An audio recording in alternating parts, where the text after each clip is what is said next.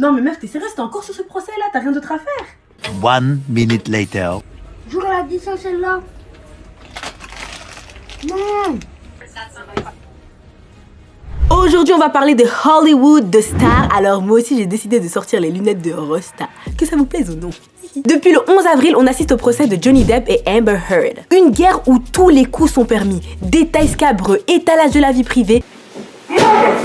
Et le tout retransmis à la télévision et sur tous les réseaux sociaux. En vrai, on est tous accrochés à ce procès comme on le serait pour une nouvelle telenovela. Et on peut dire qu'il a pris une tournure plus que sordide. On attend tous le nouveau détail pour se jouer l'avocat de l'un ou de l'autre. Ou même encore créer de nouveaux mèmes. Mais comment on en est arrivé là, les gars?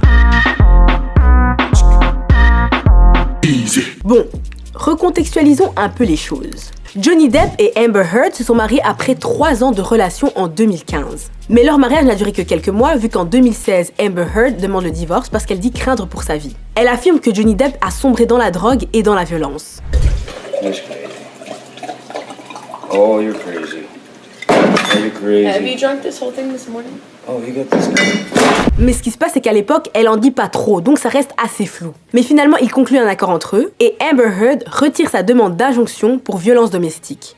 Ah oui, et sa demande de pension alimentaire de $50 000 par mois. Elle reçoit 7 millions de dollars pour son divorce. Et à la suite de cela, les deux acteurs publient même une déclaration qui dit « Notre relation était intensément passionnée et parfois volatile, mais toujours liée par l'amour. Aucune des parties n'a porté de fausses accusations pour des gains financiers. Il n'y a jamais eu de tentative de préjudice physique ou émotionnel. » Et le divorce prendra finalement effet en 2017.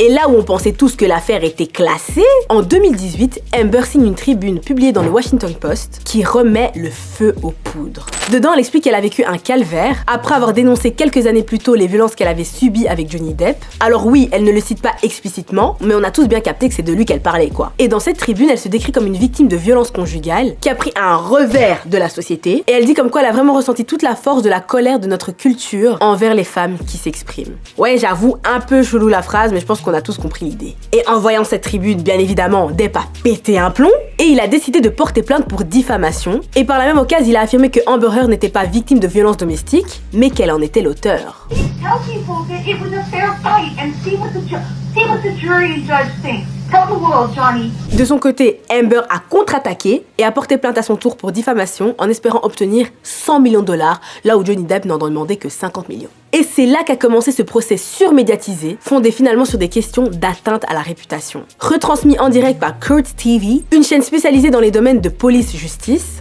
En gros, on se croirait dans un épisode de New York Unité Spéciale, avec ambiance cour de justice et enquête criminelle. Et comme je te l'ai dit, n'importe qui peut y assister de manière virtuelle, vu que c'est retransmis sur YouTube, sur Twitter et sur TikTok. Et ce qui nous intéresse le plus, c'est pas tant le fait qu'on parle de Johnny Depp ou de Amber Heard, mais surtout le fait que ce soit un procès de preuves.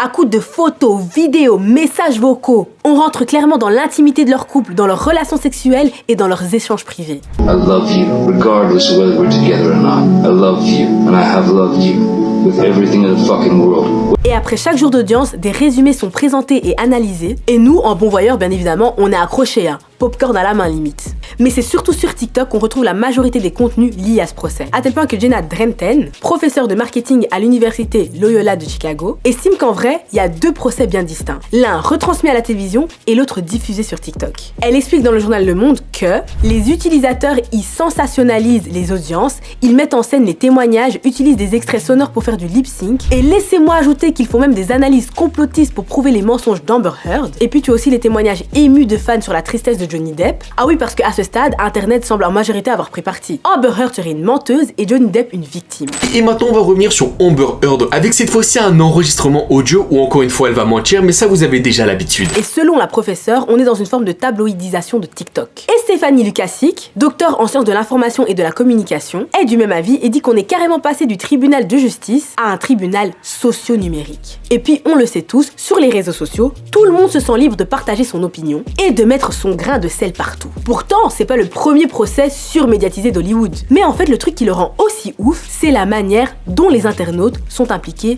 moi inclus. Et on se la joue grave enquêteur en plus, hein, laisse seulement. Chaque argumentaire des acteurs est passé au peigne fin, de la marque de maquillage utilisée par Amber Heard pour cacher ses hématomes, aux détails de violences sexuelles en passant par leur attitude et leur tenue pendant le procès. Mais comme expliqué dans un article du Monde, au-delà du suivi massif, les internautes semblent aussi et surtout faire bloc derrière Johnny Depp. Pour beaucoup, il est devenu le martyr de l'ère post-MeToo, victime d'une Amber Heard menteuse et vénale. Pour vous dire, sur TikTok, le hashtag Justice for Johnny Depp regroupe 16,8 milliards de vues. Et puis, hashtag Amber Turd, lui regroupe 3,4 milliards de vues. Et puis comme j'ai pu le lire dans un article de 20minutes.fr, les plateformes ont aussi leurs responsabilités. Sur TikTok par exemple, pas moyen de mettre en silencieux un hashtag ou un sujet qui revient tout le temps et qui te saoule. Et même au niveau de l'algorithme, t'as l'impression qu'on te bombarde tellement que t'as pas d'autre choix que de t'intéresser à ce procès. Mais la question c'est, est-ce vraiment normal de rentrer dans l'intimité de personnes, stars ou non? Perso, je pense que de manière générale, il n'y a pas à se mêler de la vie des gens en fait. Mais j'avoue que même pour moi, dans cette affaire, c'était difficile de rester inintéressé. Mais c'est normal parce que t'as l'impression que eux-mêmes te disent « Ben tiens, regarde !» Il y a ce côté hyper scénarisé et hyper intriguant qui fait que tu peux pas t'empêcher de te demander « Purée, mais qu'est-ce qui va encore se passer? Quelle dinguerie on va encore apprendre ?» Et sans forcément le vouloir, tu finis par prendre parti pour l'un ou pour l'autre. Comme quoi, c'est vraiment chaud de pas s'y intéresser. Enfin bref les gars, dites-moi un peu ce que vous pensez de toute cette affaire.